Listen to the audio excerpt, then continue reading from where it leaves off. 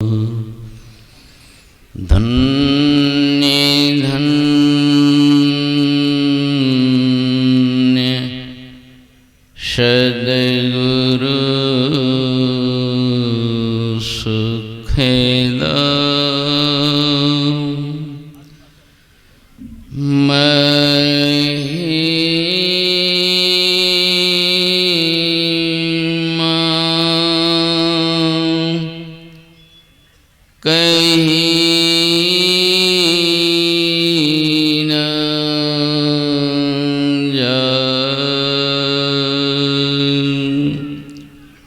जो कछु कहूँ तुम्हारी कृपा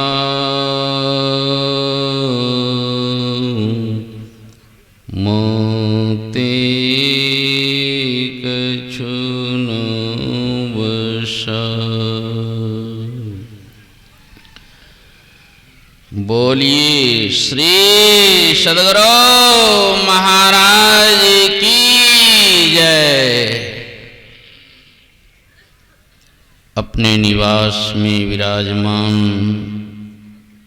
ब्रह्मलीन संत शाही स्वामी जी महाराज के विशेष कृपा पात्र पूज्यपाद प्रधानाचार्य ब्रह्म ऋषि चतुरानंद महाराज के पावन चरणों में कोटि कोटि नमन। हम लोग हलचल ना करें, क्योंकि योग की बात है। जिनका शरीर भी हिलडोल करता है, जो बातचीत करते हैं, उनको बड़ी हानि होगी। सत्संग में पत्थर की मूर्ति के तरह बैठना चाहिए। जरा भी पत्थर की मूर्ति, भगवान की मूर्ति आप देखे होंगे, सैकड़ों वर्ष से जो है हिलडोल नहीं करते, गर्दन नहीं घुमाते। सत्संग से लाभ लेना चाहते हैं तो उसी तरह आप भी पत्थर की मूर्ति के तरह एकदम कुछ काल बैठे रहिए।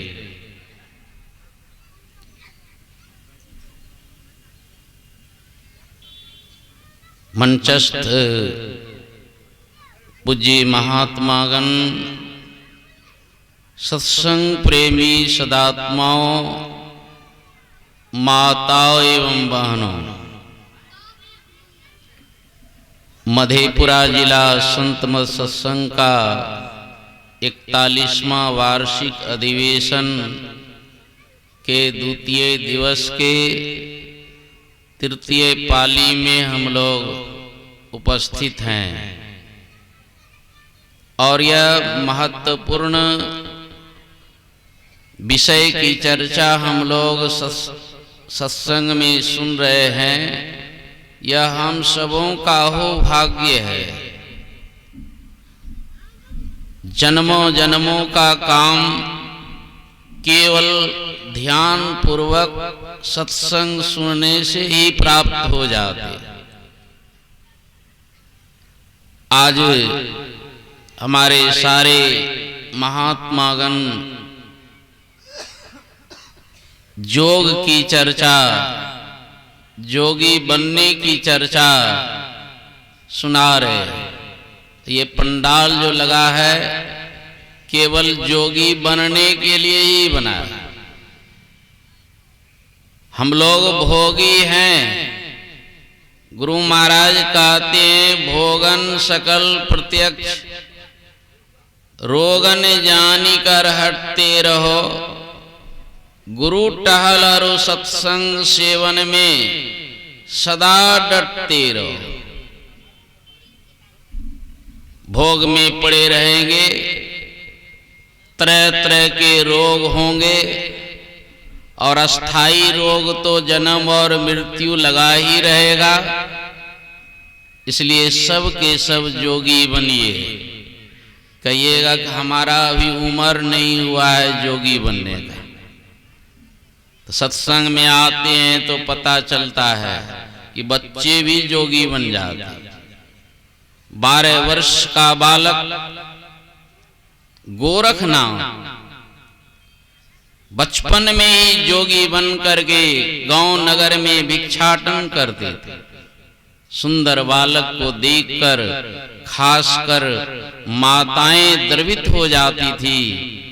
ये सुंदर बालक अभी खाने खेलने का समय है, मनोरंजन करने का समय है, इतने कम उम्र में जोगी हो गया। कोई माता उनसे पूछती है, ए बालक तुम इतने कम उम्र में क्यों जोगी हो? वह बालक उत्तर देता है, जामन मरण बहुरी वियोगी ताथे गोरख फैला जोगी।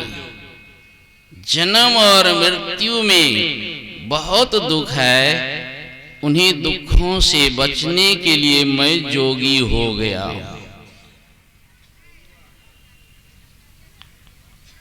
परम संत बाबा देवी साहब कहते हैं, चिता में जलने से पहले, कब्र में दाखिल होने से पहले मोक्ष प्राप्त करो। हिंदू भाई हैं तो एक न एक दिन सबको चिता में जाना पड़ेगा, और मुसलमान भाई हैं तो एक न एक दिन कब्र में जाना होगा। जो नहीं जाने वाले हैं उनके लिए कोई उपदेश नहीं है, लेकिन जिनको चिता में एक दिन जाना है, कब्र में जिनको एक दिन जाना है, उन्हीं के लिए ये उपदेश है, अपना काम बना करके जाइए। बहुत लोग कहेंगे कि हम तो काम बना रहे हैं, खूब काम कर रहे हैं, 30-40 वर्ष से काम कर रहे हैं, काम करते करते बूढ़ा हो गए। किसी बूढ़े बाबा से जा करके पूछिए कि बूढ़े बाबा आप तो बचपने से काम करते करते बूढ़े हो गए, क्या आपका काम पूरा हुआ? मधेपुरा जिला में तो कोई नहीं बता सकता है कि मेरा काम पूरा हुआ। हाँ, जिनके ऊपर गुरु की कृपा होगी, जिनकी दृष्टि स्थिर हो गई, वे ही बता सकते हैं कि हमारा काम पूरा हो गया।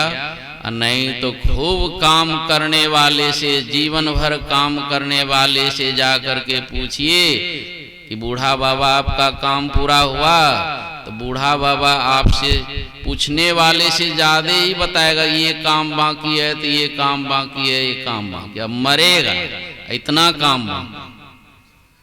जरा भी काम यदि आपका बाकी रह गया और चिता पर चढ़ गए तो आपकी अधोगति निश्चित है, आपकी दुर्गति निश्चित है। भले ही आपके मरने के बाद आपके बाल बच्चे निमंत्रण कार्ड छपा देंगे कि स्वर्गवास, वहां तो कोई छानबीन करते नहीं है प्रेस वाले कि स्वर्ग गया कि कहाँ गया, लेकिन सब लोग स्वर्गवास ही लिखाते हैं। गए सुअरवास में कि चूहा जोनी में गए कि नरक में गए, लेकिन लिखाएंगे स्वर्गवास। तो साधु भाई जीवत ही करो आशा, जीवत समझे जीवत बूझे, जीवत मुक्ति निवासा, जियत कर्म की फांस न काटी, मुए मुक्ति की आशा। तन छुटे जे मिलन कहत हैं, सो सब झूठी आशा। मरने के बाद जो कहते हैं कि हमें प्रभु मिल गए, ये सब झूठी बात है। अबहू मिला सो तबहू मिलेगा, नहीं तो जमपुर बास। कहिए कि हम में पास हैं, हम भी जमराज के यहाँ जाएंगे। पीएचडी हैं, डीलिट हैं, डॉक्टर हैं, इंजीनियर हैं, अरबपति हैं, खरबपति हैं, राष्ट्रपति हैं, हम भी नरक जाएंगे। कहते हैं सबको नरक में जाना पड़ेगा। अरे धर्मराज युधिष्ठिर महाराज को नरक में जाना पड़ा, अब इधर की बात तो छोड़ दी। गुरु महाराज के प्रवचन में मैंने पढ़ा, धर्मराज थे, इतने लंबे काल जीवन में उनसे जरा भूल हो गई, एक बार झूठ बोल दिए। और सब कोई जानते हैं कि युधिष्ठिर महाराज अपने मन से झूठ नहीं बोले, भगवान कृष्ण के दबाव में आकर के जो है वे झूठ बोले थे। झूठ बोलने की इच्छा भी नहीं थी उनकी।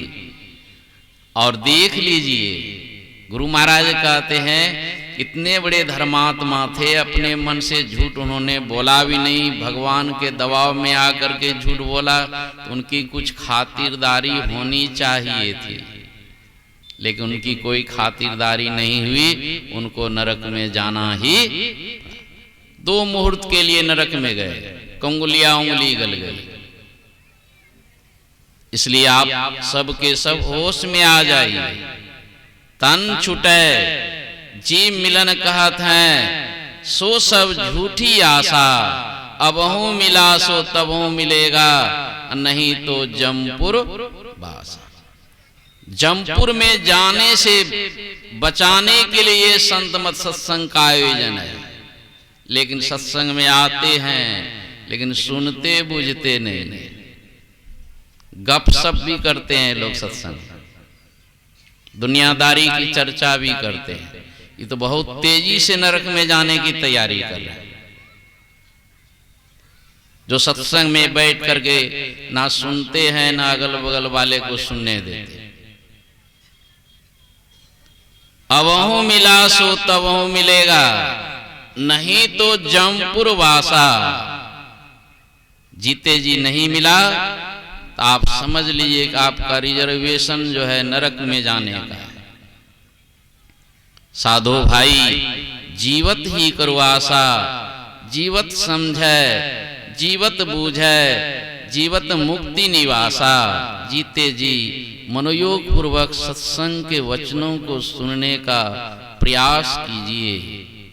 जब गुरु महाराज परम संत बाबा देवी साहब के चरण शरण में गए तो जानते हैं बाबा साहब ने एक पुस्तक दी गुरु महाराज को संत मत को समझने के लिए। गुरु महाराज उस पुस्तक को पढ़ लिए। गुरु महाराज कहते हैं कि मैंने तो पढ़ा लेकिन कुछ समझ में नहीं बात आई, जबकि उनकी इतनी तीक्ष्ण बुद्धि थी। समझ रहे हैं?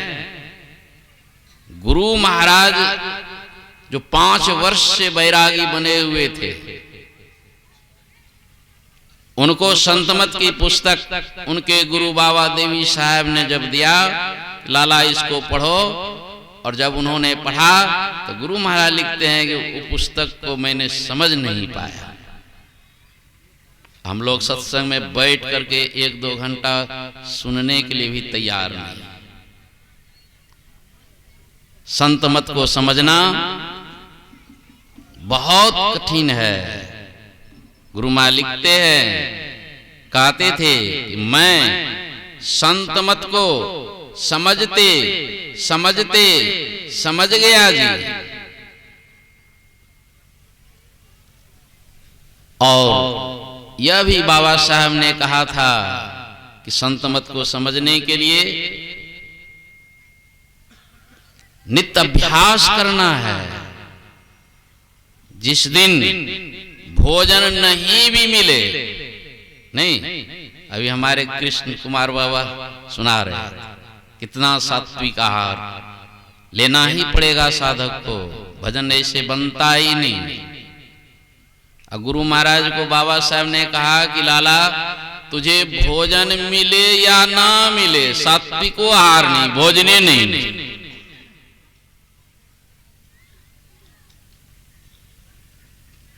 भजन किए बगैर जो है एक दिन भी नहीं रहना।